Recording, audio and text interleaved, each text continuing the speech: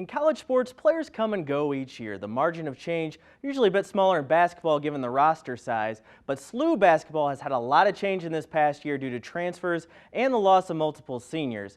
There are 7 new players for the Billikens this season, and today SLU held an open practice before their first exhibition game on Wednesday to work on, well, just about everything. Head coach Travis Ford says while there's positivity surrounding the new additions, there's still a lot of growing pains.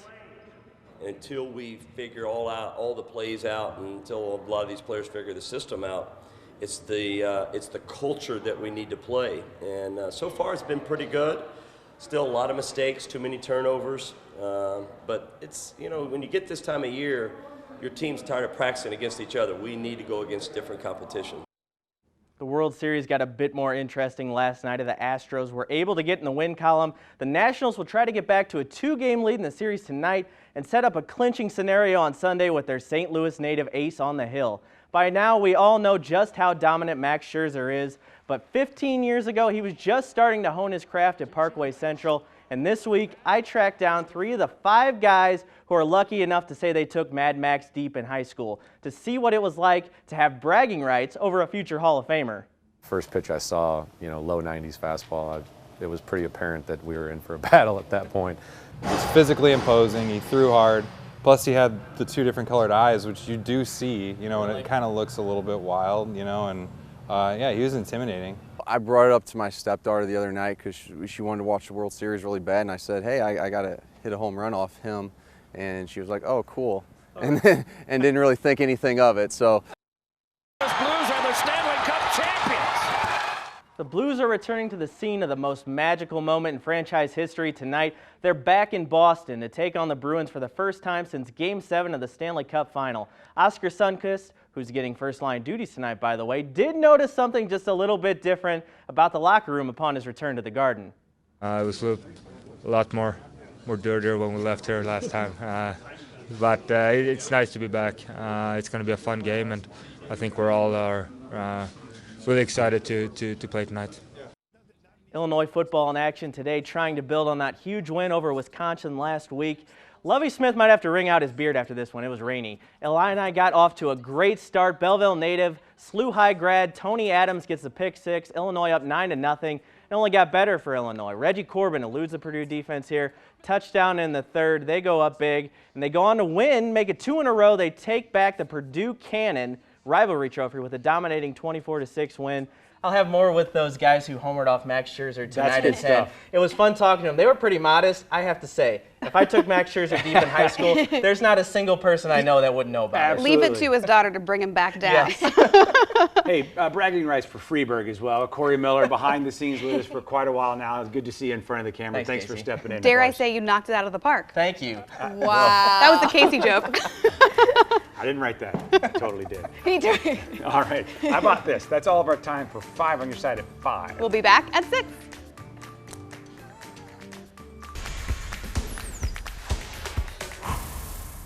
The Blues are back in Boston tonight for the first time since winning the Stanley Cup, but this time they're missing somebody. Vladimir Tarasenko did not travel with the team on the road trip due to an upper body injury he suffered on Thursday against the Kings. Instead, Oscar Sundqvist will be playing on the top line in his place. With his skill and physicality and the ability to play center, Sundqvist has been a utility player for the Blues on almost every line now.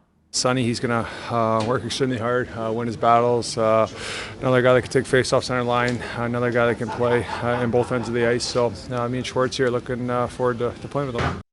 The Missouri Tigers will look to get back on track tonight in Lexington. After last week's debacle against Vanderbilt in Nashville, it might be hard to believe, but Mizzou hasn't beaten Kentucky since 2014, with plenty of heartbreaks along the way, especially last season, what you're seeing right here. The Tigers know they can't slip up again if they still want a shot at winning the SEC East. We weren't really good at anything, and so the only real positive that came out of it is it's a reminder of how you're 1 week away from being embarrassed when you play college football. Missouri might be feeling low heading into this week, but it's the exact opposite feeling for Illinois, looking to make it 2 in a row against Purdue. They get off to a great start in this one. Belleville native, SLU High grad, Tony Adams gets the pick 6. Illinois up 9-0 early against Purdue. It only got better. Reggie Corbin, he's going to elude the Boilermaker defense for the touchdown in the 3rd. And the Illini make it 2 in a row. They take back the Purdue Cannon Rivalry Trophy with a dominating 24-6 win, and lowly Rutgers up next on the schedule. The SLU Billikens held an open practice this morning. One of the biggest changes the team is facing this season is the leadership on the court. The Billikens lost 4 seniors last season alone, which is giving current players the opportunity to step up and fill the void. Head coach Travis Ford says the primary leadership this year isn't coming from the senior class. 2 guys right now, or 3 guys, would be Hassan French, Jordan Goodwin, 2 juniors. They've been starters for 2 years. They need to have unbelievable leadership. And then Fred Thatch has got to go from a freshman to a sophomore now that's got a much bigger role, not only on the court, but as a leader as well. And check this out from last night. The best high school play we saw, DeSmet's Jordan Johnson looks to make a nice catch, but watch again. He actually laterals it while falling down to Derez Snyder for the touchdown. Here it is again, slow motion. Great heads-up play. The Spartans are still undefeated marching into the playoffs. Jordan Johnson heading to Notre Dame, huge recruit. Not scoring a touchdown there, but making another great play. Yeah. He's going to Notre Dame. Mizzou has to step it up tonight in Lexington, though. Absolutely. Hey, good. I like this. Alert the national highlight authorities. That's like a play of the week right there. A Frank Cusimano shot on that one, too. Wow, yeah. Good camera work as well. Very nice. It's been 137 days since the Blues took the most famous trophy in sports for a trip around the TD Garden ice after Game 7 of the Stanley Cup Final. Tonight, they return to the scene of their triumph for the first time, but it wasn't quite the sequel they were hoping for. Let's pick up the highlights. You think these teams don't still have some bad blood? That's a minute into the game. 6'9" Zdeno Chara leveling Oscar Sundqvist. We'll see it again here in slow-mo. The Bruins did not forget what happened there in June. Later in the first, the league's leading scorer, David Pastrnak, rockets this one past Jordan Binnington, 1-0. Bruins early. Now in the second, Matt Grzelcyk finds Anders Bjork, who blasts another one past Binnington. It's 2-0 Bruins there. They'd add an empty netter as well to win this one 3-0. Tuukka Rask was incredible tonight for Boston, stopping all 26 Blues shots en route to the shutout.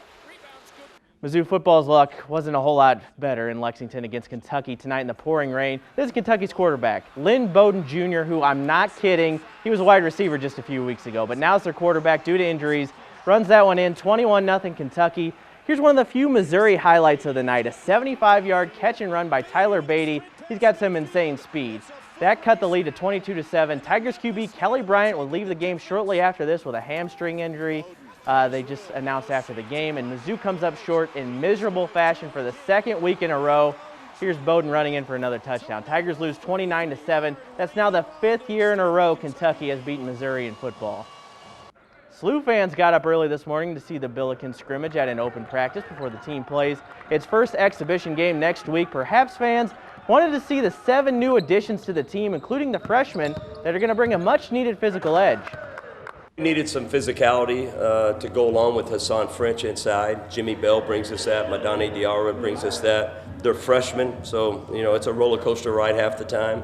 But I think Jimmy Bell's far enough along now that he's going to play significant minutes, have an impact on our team.